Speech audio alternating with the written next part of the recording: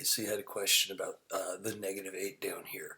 So the trouble is the -8 solves this quadratic just fine, and even if we put it back here in the log, this would be -8, -2, so that'd be 16. When we multiply them together, it becomes positive because we have a -8, -2, and 4 squared makes 16.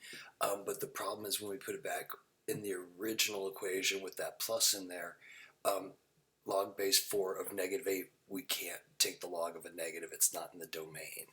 And that's because if you think about what do I raise a base to get a negative, it doesn't, there isn't a number that can make that true.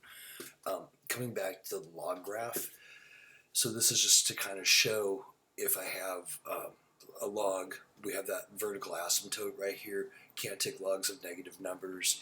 Over here you could think of if I tried to take the log of -100, what power do I raise 10 to get -100? And there is no answer to that question. Something that's kind of interesting is if I do this, log plus log. So what I get when I do that would be the purple one was our base 10 log. Log plus log is the same thing as 2 log x, because I'm just saying one of them plus one of them.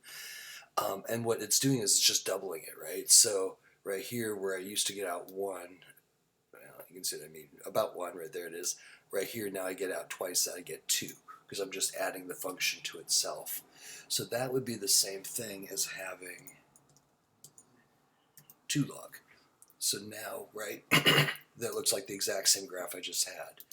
But now watch what happens if I make this, whoops, not do that. If I make this squared. So you can see the red one is now covering up the black one. It's that half, the squared.